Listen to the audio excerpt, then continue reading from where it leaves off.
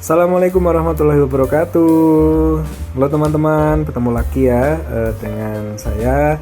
Nah, pada video kali ini saya akan membahas mengenai materi Bahasa Indonesia kelas 10 nih, teks laporan hasil observasi. Nah, bagi kamu nih yang saat ini duduk di kelas 10, apakah kamu masih ingat dengan materi ini? Nah, mari kita pahami sekali lagi yuk penjelasan tentang teks laporan hasil observasi ya. Baik teman-teman, kita mulai dari pengertian teks laporan hasil observasi. Nah teman-teman, observasi itu sendiri adalah proses untuk mendapatkan sebuah data informasi melalui pengamatan. Nah, hasil pengamatan itu ditulis dalam laporan atau teks laporan hasil observasi. Jadi, dengan kata lain, teks laporan hasil observasi atau LHO adalah teks yang berfungsi untuk memberikan informasi mengenai suatu objek atau situasi setelah diadakannya investigasi atau penelitian secara sistematis. Nah teman-teman, untuk teks laporan hasil observasi ini kalian harus melakukan penelitian dulu teman-teman ya untuk menulis teks.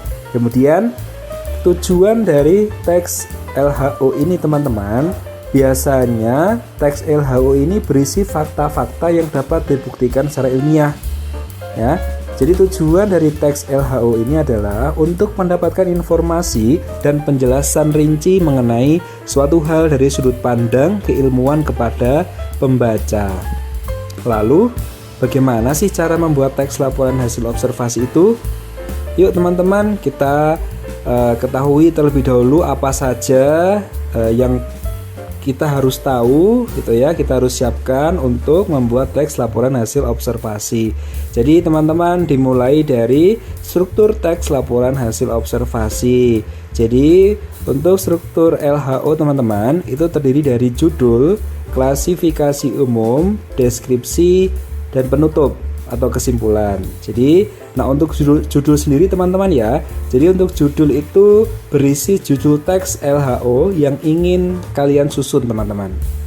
Jadi judul itu harus mewakili ya, harus mewakili apa yang akan kalian susun tuh di teks ya. Kemudian yang kedua, klasifikasi umum itu teman-teman berisi gambaran umum mengenai objek yang ingin diamati. Ya, jadi usahakan di bagian klasifikasi umum ini gambarkan ya secara jelas teman-teman ya mengenai objek yang teman-teman amati. Kemudian yang ketiga yaitu deskripsi. Nah, di sini berisi penjelasan manfaat dari objek yang sedang diamati disertai hasil pengamatannya. Jadi untuk deskripsi di sini teman-teman sebisa mungkin teman-teman deskripsikan objek yang diamati secara terperinci ya, jelas teman-teman. Jadi nanti yang membacanya itu paham gitu ya. Nah, untuk yang struktur terakhir atau bagian terakhirnya yaitu bagian penutup atau kesimpulan teman-teman.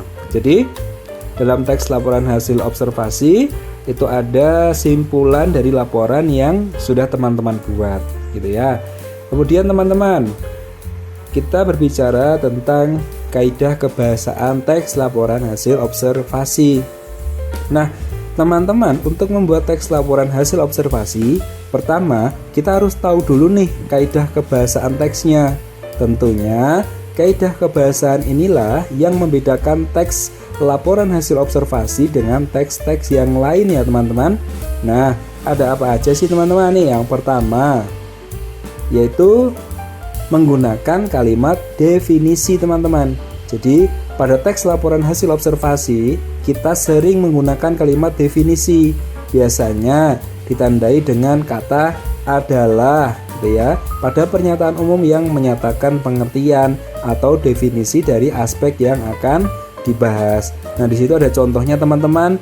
Atau kemangi adalah dedaunan kecil yang memiliki aroma khas dan lembut dengan sentuhan aroma limau. Nah, itu contohnya. Jadi setiap teks laporan hasil observasi pasti ada kalimat definisi teman-teman ya, karena kita harus menggambarkan dulu nih, menjelaskan dulu nih objek apa sih gitu ya yang akan kita bahas di situ. Kemudian yang kedua teman-teman, menggunakan konjungsi atau kata hubung. Nah, yang kedua ini teman-teman, kita juga menggunakan konjungsi atau kata hubung ya. Jadi konjungsi yang digunakan ini adalah kata hubung antar kata seperti dan, atau, yang, untuk, dengan, dan sebagainya ya. Baik. Nah, kemudian teman-teman, yang ketiga menggunakan kalimat simpleks dan kalimat kompleks.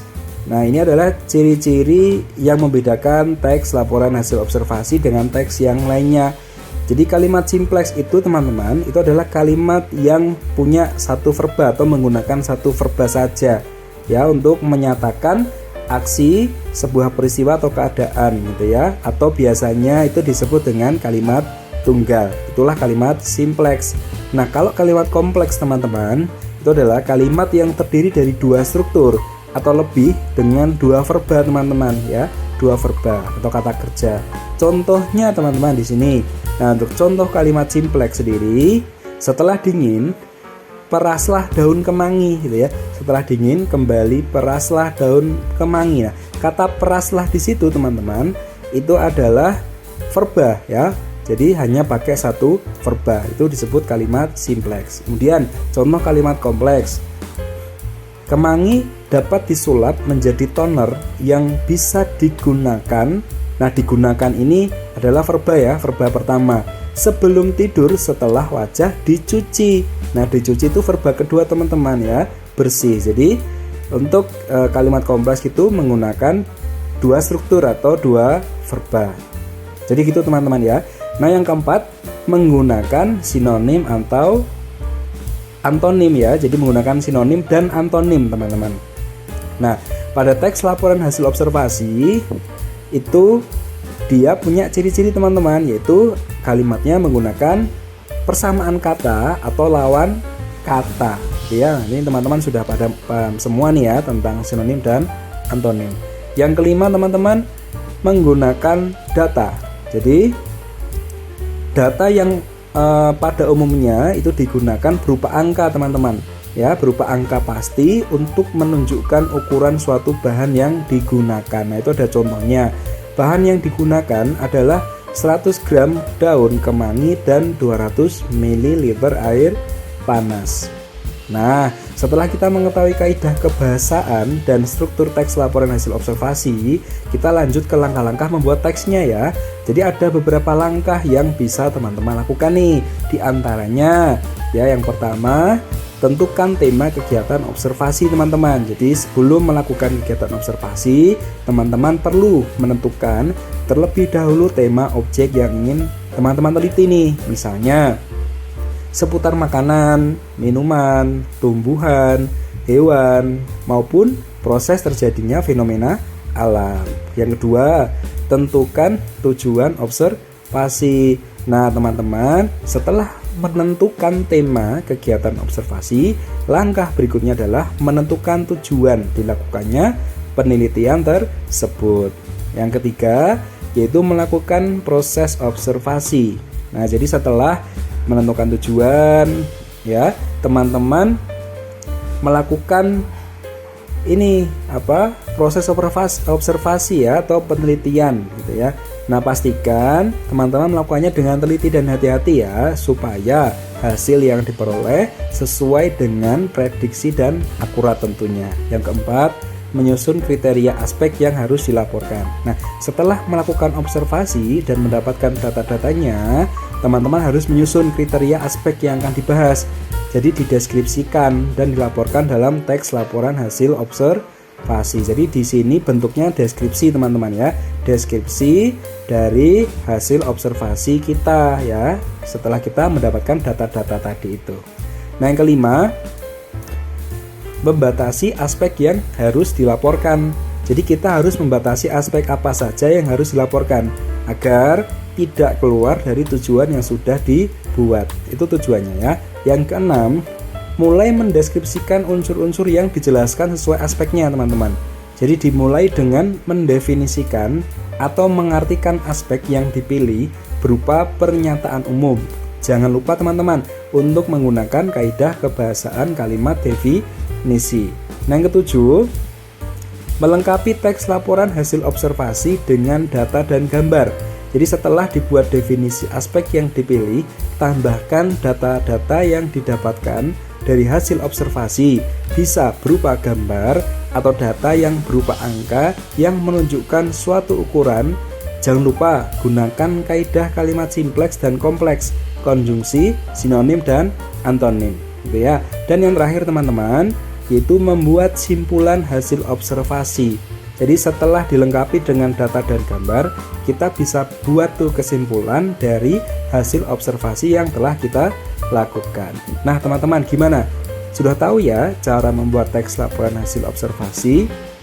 Nah, supaya teman-teman semakin mahir nih dalam membuat teksnya, coba deh teman-teman buat teks laporan hasil observasi sendiri menggunakan langkah-langkah yang sudah dijelaskan di atas. Nah, semoga video pembahasan kali ini bermanfaat ya untuk teman-teman. Dan jika masih bingung, nanti di video selanjutnya saya akan berikan satu contoh teks laporan hasil observasi beserta penjelasan lengkapnya teman-teman ya. Baik, jangan lupa teman-teman ya untuk mendukung video ini dengan subscribe channel ini ya, dan tekan tombol suka ya jika kalian suka. Oke, sampai ketemu lagi teman-teman di pembahasan berikutnya. Terima kasih ya sudah menonton. Assalamualaikum warahmatullahi wabarakatuh.